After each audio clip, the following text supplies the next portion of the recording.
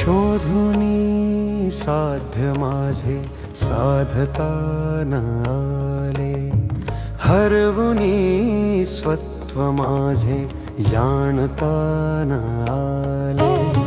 काय दडले असावे या अंतरंगात माझ्या, उकल करता करता आयुष्य खर्ची झाले.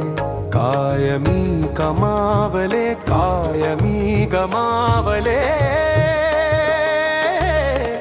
उरले काय आहे या सावलीत माझ्या. संसार रंग.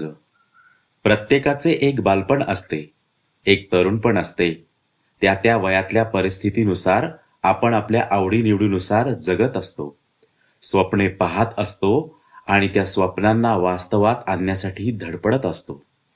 हेच ते दिवस असतात ज्या काळात आपले मन त्यांच्या आरंभीच्या आकारात असते, निष्पाप, जिज्ञासू आणि शोध घेणारे. तरुणाईत पदार्पण झाल्यानंतर आयुष्याला एक नवीन बहार येतो. नवीन मित्र, नवीन नाते, नवे विचार. या काळात मनाच्या आरशावर पहिली परावर्तनं उमटू लागतात. पुरुष आपल्या करिअरची स्वप्ने रंगवतो, स्त्री आपल्या शिक्षणाची आणि भविष्यातल्या नात्यांची कल्पना विणते. काही जण आपल्या जोडीदाराला निवडतात, तर काही नियतीवर विश्वास ठेवतात. लग्नानंतर स्त्री पुरुष दोघांच्याही जीवनात एक नवा अध्याय सुरू होतो, एकमेकांना समजून घेण्याचा, सामावून घेण्याचा. स्त्रीसाठी तो नव्या घराचा, नव्या संस्कारांचा धडा असतो, तर पुरुषासाठी जबाबदारी आणि जाणीवेचा आरंभ असतो. हळूहळू संसाराचा गाडा पुढे सरकतो. संततीचा जन्म झाल्यावर स्त्री आई बनते, पुरुष वडील होतो. दोघांच्याही मनात आता कर्तव्याची नवी व्याख्या निर्माण होते. आई म्हणून संस्कारांची, वडील म्हणून भविष्याची. काळाचा प्रवाह थांबत नाही. दिवस जातात, वर्षे सरतात आणि एक दिवस हेच दोघे स्वतःला आरशात पुन्हा पुन्हा पाहू लागतात. आपण काय गमावले, काय कमावले? त्या प्रतिबिंबात कधी आनंद दिसतो, कधी खंत, कधी समाधान, तर कधी रिक्तता.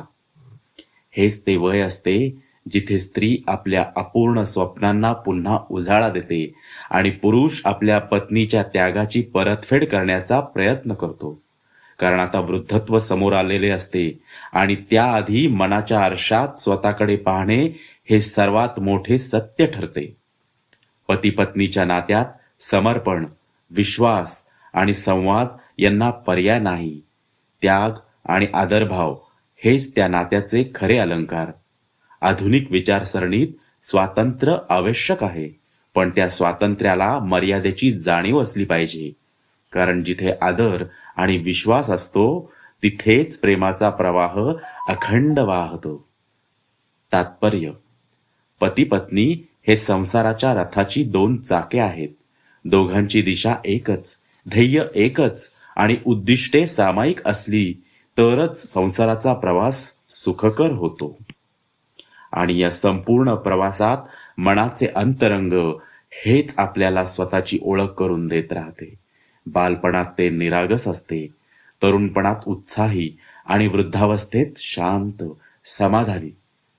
पण प्रत्येक टप्प्यावर ते आपल्याला आरशात दाखवत राहते, आपण कोण आहोत आणि काय बनलो आहोत. मानवी जीवन हे अनेक प्रकारच्या आशा, आकांक्षा, अपेक्षा, उपेक्षा, स्वभावातील गुण, दोष, राग आणि प्रेम यांनी ओतप्रोत भरलेले असते. मनाला येणारे विचार तरंग उज्ज्वल भविष्याची स्वप्ने बघत असतात आणि सुखी समाधानी संपन्न आयुष्य हे प्रत्येकाला अभिप्रेत असते. त्यासाठी माणूस आयुष्यभर प्रयत्नशील असतो. प्रत्येकाचे ध्येय वेगवेगळे आणि त्यानुसार प्रयत्नांची उलथापालथही भिन्न असते. काही अनुभव त्याला शिकवतात, काही बदल घडवतात, तर काही त्याच्या अंतर्मनात नवी जागा निर्माण करतात.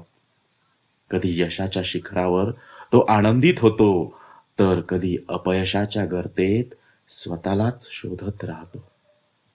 पण या सगळ्या प्रवासात एक गोष्ट कायम राहते, जगण्याची आस. हीच आस त्याला नव्याने उभे राहायला आणि जीवनाकडे सकारात्मक नजरेने पाहायला शिकवते.